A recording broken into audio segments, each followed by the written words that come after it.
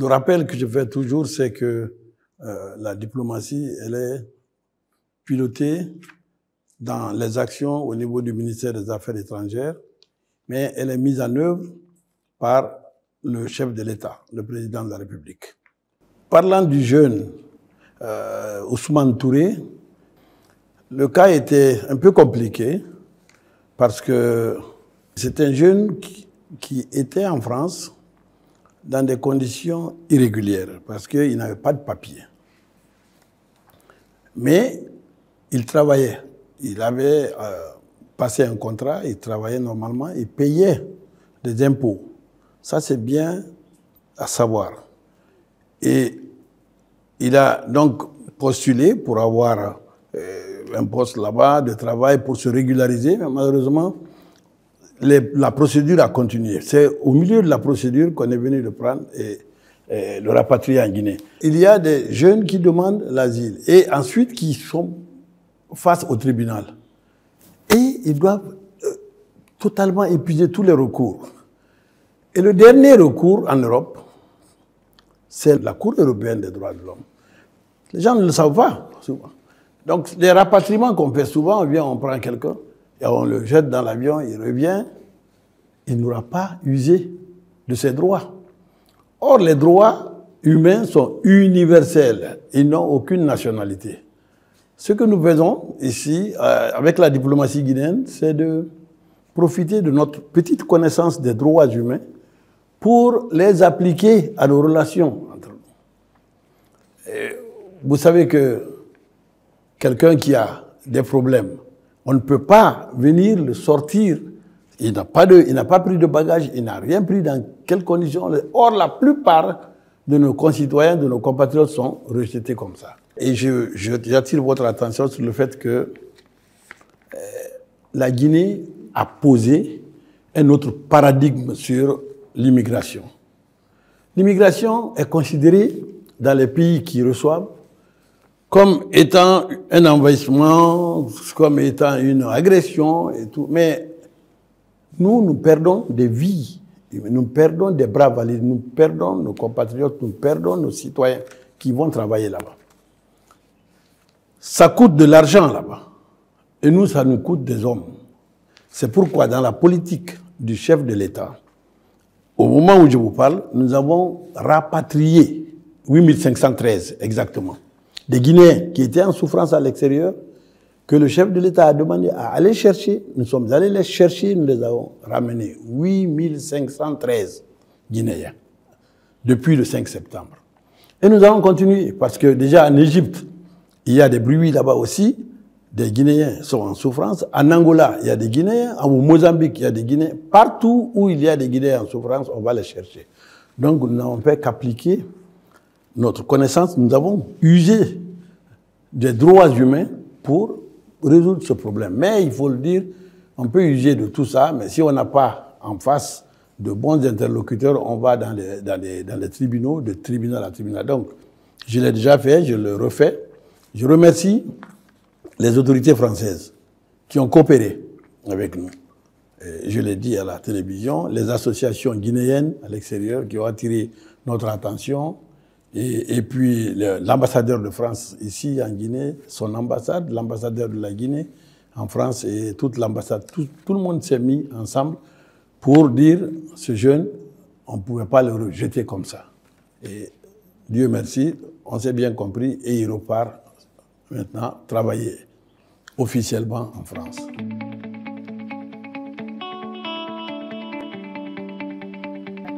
Le retour de la Guinée sur la scène internationale, elle se fait progressivement. Sur le plan diplomatique, c'était le pays phare en Afrique. Tout le monde, vous dites la Guinée, tout le monde nous connaissait. Il n'y avait pas de problème. Ah, la Guinée, oui, qui a dit non, on était là. Et c'était pratique sur le terrain, notre offensive diplomatique, nos ambassades, nos personnels qui avaient la formation de ces cadres qui avaient à travers le monde, qui n'avaient aucun complexe à aller discuter des choses dans le monde. Mais après, petit à petit, on est tombé. Et maintenant, nous avons comme mission, et ça c'est la mission qui est assignée par le président de la République, c'est de reprendre notre place et même la dépasser. C'est ce qu'on est en train de faire. Et vous savez qu'il y a Le sommet de la diplomatie mondiale, c'est les Nations Unies. Le président était là-bas. Il est parti. Je crois qu'il a volé la vedette à tous les chefs d'État là-bas. J'étais là, j'étais présent. Et son discours a été le plus commenté que tous les autres discours. Donc, c'est lui-même qui a conquis la place de la Guinée à l'international. Mais aussi, au niveau des pays, des grands pays, les Américains ont de très bons rapports avec nous. Nous avons été au sommet Russie-Afrique pour représenter le président de la République, le chef de l'État. Il y a eu le sommet Arabie Saoudite-Afrique. Nous étions là, le chef de l'État est arrivé là. Et récemment, nous avons reçu la secrétaire générale de l'OIF, l'Organisation internationale de la francophonie, qui est venue, qui a travaillé avec nous et qui est parti très impressionné. Donc, aujourd'hui, la parole de la Guinée, la parole diplomatique, la stature politique, diplomatique, économique de la Guinée, elle est forte. Mais j'ai parlé avec un diplomate de très haut niveau, un ambassadeur ici, d'une très grande puissance. Il m'a dit, votre pays est le numéro 1 dans le monde. Il dit, le monde repose sur 3 matières premières aujourd'hui, dans le monde. 3. Il dit, c'est le cobalt, le fer et l'alumine. Sur les 3, vous avez les plus grandes réserves de 2 de ces 3-là. C'est-à-dire le fer du mont Nemba, la bauxite qui donne l'alumine, vous avez les 2. Il dit donc, si vous gérez bien cela, vous resterez numéro 1 dans le monde. Et le fait de renégocier les choses, voire 15% de participation de la Guinée, ça peut même vous permettre d'annuler quelques taxes dans votre pays, ce qui vont être remplacées par cela. Et donc, la Guinée a su, avec la réforme qu'on a eue sur le projet Simandou, le monde a respecté la Guinée. Ils ont compris que les Guinéens savent négocier, les Guinéens savent maintenant ce qui leur appartient et comment il faut le faire. Il y a eu 2 politiques. La politique de du premier président, qui a dit, si je ne suis pas capable de bien négocier avec vous, je ne touche pas. Il n'a pas touché.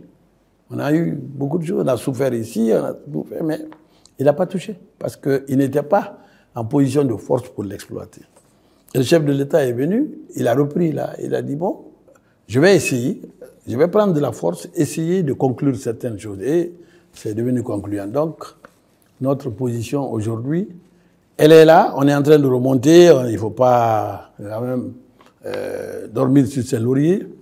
Nous sommes en train d'avancer petit à petit, pas à pas, pour remettre la Guinée à sa place, la place qu'elle mérite. On a eu des commissions mixtes avec le Burkina Faso, avec le Mali, nous en avons eu avec le Maroc.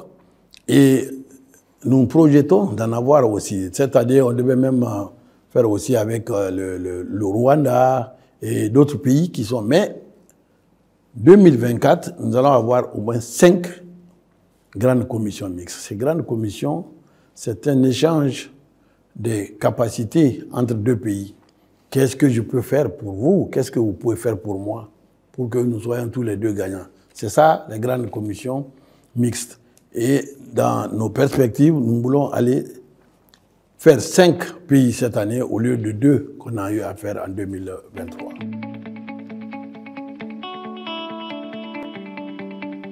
Notre département a ce volet-là, le volet guinéen établi à l'étranger.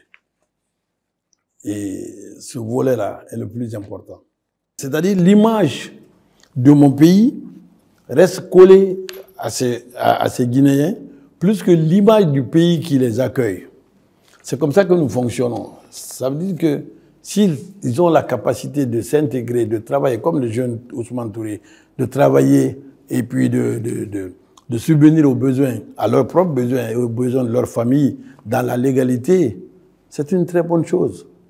Mais nous sommes là, regardant, nous vérifions. S'ils ont un problème, nous allons le résoudre. Et c'est ça le rôle d'un État. Un État, c'est une institution qui résout les problèmes de ses citoyens. Donc, on a eu le Haut Conseil, ils nous ont amené 53 Hauts Conseils étrangers dans 53 pays. ce sont ces représentants de 53 pays qui sont venus, qui ont élu ici, à Conakry, leur bureau. Et c'est un bureau très dynamique, très actif, qui est dirigé par le jeune Kouyaté, Yemori, de l'Allemagne. Et vraiment, ils ont un statut consultatif. Et nous avons ouvert les portes de nos ambassades à ces Guinéens pour qu'ensemble, on puisse travailler avec eux. Parce qu'au bout du fil, les ambassades sont là-bas pour les protéger eux aussi. Donc, le Haut Conseil des Guinéens de l'étranger marche bien et nous allons continuer à travailler avec eux pour qualifier davantage afin que tous ceux qui sont établis à l'étranger bénéficient de l'établissement de ces bureaux-là.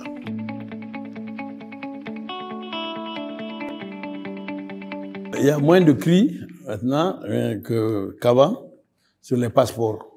Sans passeport, vous n'êtes rien. Sans identité, c'est comme si vous n'aviez pas d'identité. Bon. Pour ceux qui veulent exister, vous ne pouvez pas aller chercher un travail si vous n'avez pas un passeport. Vous ne pouvez pas aller à l'école si vous n'avez pas un passeport. Vous ne pouvez rien faire. Même si certains préfèrent ne pas avoir de passeport pour être apatride, donc pour mieux postuler, pour avoir des couvertures sociales et tout, ça c'est une autre affaire. Mais un citoyen bien établi qui se réclame d'un pays doit avoir son passeport. Les passeports ne sont pas fabriqués chez nous, c'est pas aux affaires étrangères.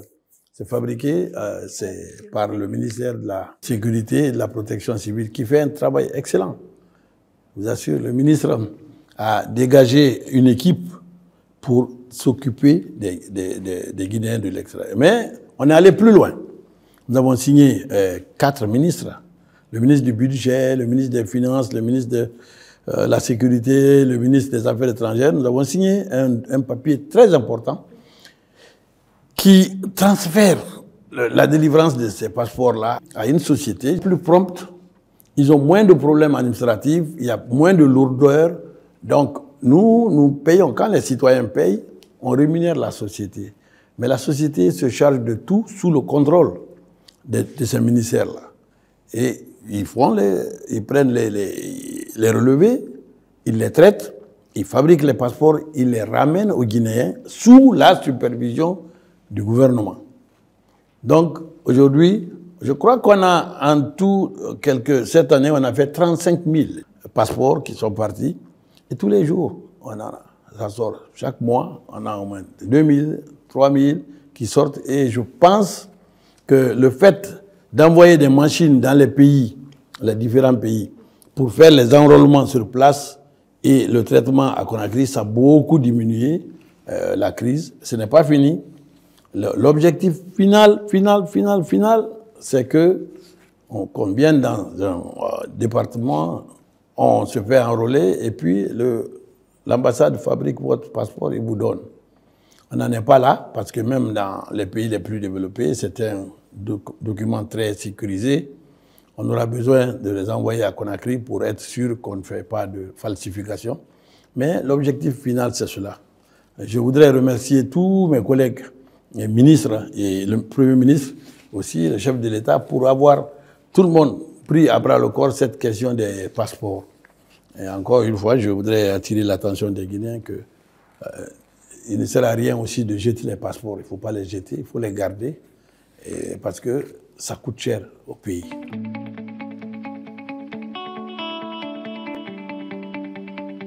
Vous savez qu'on a beaucoup investi aussi dans la conception, la rénovation, la construction et l'équipement des ambassades à travers le monde. Je dois rappeler qu'on a, cette année, on a pu acquérir une ambassade. Ça a été acheté par le chef de l'État à Bruxelles. Nous avons presque terminé la construction de l'ambassade en Afrique du Sud. Nous avons commencé la construction des ambassades en Éthiopie et puis au Nigeria. Et cette année, nous allons aussi en acquérir en Allemagne. Et il y a d'autres pays tels que les États-Unis, New York, Washington. Tous ces pays-là sont dans notre pipeline. J'en oublie pour pas que les gens s'inquiètent. Mais le scénario Le projet, le plan, c'est d'avoir le maximum, sinon la totalité de nos ambassades comme propriété de l'État guinéen. C'est ça l'objectif. Nous sommes en train de le faire. Et je dois remercier le chef de l'État. Vous avez vu l'histoire de cette parcelle de la Guinée en France qui a dû être achetée, rachetée par le président de la République pour qu'on puisse en fin de compte et utiliser ce joyau, ce bijou diplomatique qui se trouve en France. Donc, dans ce domaine-là, comme perspective, nous voulons faire ça. Et puis, comme perspective, nous voulons quand même rendre la cellule de crise permanente et encore beaucoup plus structurée. Et j'en ai parlé au CNT, c'est pour voir comment on peut nous aider toujours dans le budget à ce que l'improvisation soit derrière nous. Une fois que les Guinéens ont des problèmes, qu'on puisse avoir un budget pour aller les chercher et les ramener. Et ça, on va renforcer ce côté-là. Et la formation. Nos ambassades étaient les parents pauvres. Il n'y avait pas de personnel. L'ambassadeur, le financier, c'était tout. Mais les autres ambassades, quand vous regardez, vous faites la comparaison, il n'y avait aucune commune mesure. Maintenant, avec le rajeunissement du personnel diplomatique qui est en cours, je vois beaucoup d'enthousiasme, je vois des jeunes diplomates qui sont beaucoup enthousiastes, qui sont pressés d'aller prendre service, et ceux qui ont pris service déjà sont mis à la tâche, et ils ont commencé à serrer la main aux grandes personnalités, ce qui les motive. J'ai vu beaucoup de postes là-dessus. Donc le renouvellement de la classe diplomatique, mais petit à petit, ça ne se fait pas comme ça, on ne jette pas les uns pour amener les autres. Ça doit se faire de façon tout à fait huilée. Et ça, c'est une priorité aussi comme perspective pour nous.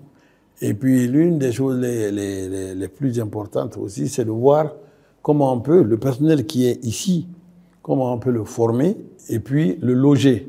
On est en train même de faire la rénovation de quelques pièces à la RPT pour loger. Donc, nous avons aussi le processus d'extension, de construction, d'extension de notre ministère, parce que c'est un ministère de souveraineté, c'est un ministère important, c'est la vitrine du pays, c'est là où tout le monde entre, donc il y a ça aussi. Donc la formation, les équipements, la protection de nos concitoyens à l'extérieur, tout cela sont dans les perspectives. Et la chose la plus importante qui est en cours, et dont je me réjouis beaucoup, et c'est la paix entre la Guinée et le reste du monde.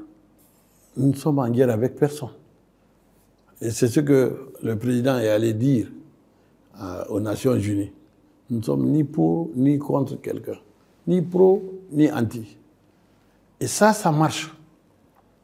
Parce que nous parlons avec tout le monde.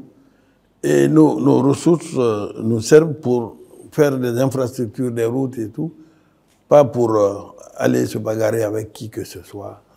Donc, Dieu merci, aujourd'hui, nous avons la tranquillité, nous avons la paix grâce à cela.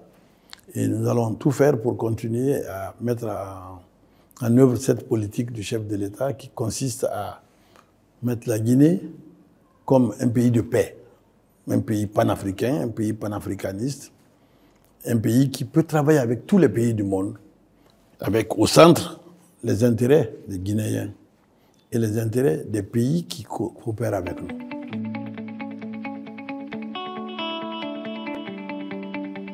Vous savez que nous avons des organisations sous-régionales, nous avons des organisations régionales, nous avons des organisations internationales. Le message que je voulais passer, le rôle de l'État guinéen, ce que nous sommes en train de faire maintenant, c'est ce que j'ai dit, c'est de pacifier nos rapports avec les autres. Mais ce n'est pas le plus important. Le plus important, c'est ce que nous-mêmes, en tant que Guinéens, nous pouvons faire pour la Guinée, ensemble. Ici. Donc le message, c'est que, avant de penser au reste du monde, pensons au fait que si nous nous donnons la main, si nous travaillons ensemble ici, si nous tolérons les faiblesses des uns et des autres, et si nous conjuguons nos forces, nous pouvons sortir ce pays de l'ornière. Nous pouvons en faire un pays, un joyau. Donc, un, pacifier autour de nous. Deux, se donner la main, discuter de nos problèmes, trouver les solutions. Elles peuvent ne pas être les meilleures, mais trouver des solutions acceptables par tout le monde. C'est ce que le chef de l'État a demandé de faire. C'était ça qui était là pour le dialogue interguinéen, ça qui était là pour les assises, pour trouver un dénominateur commun.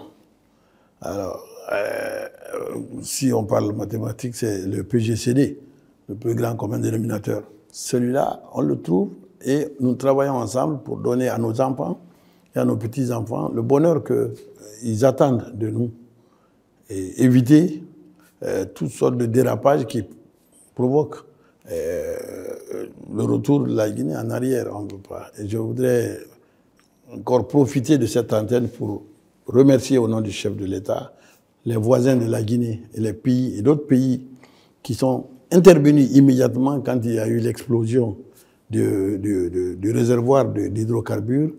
La réaction internationale a été prompte et même aujourd'hui nous avons reçu la CEDEAO qui est venue avec un appui.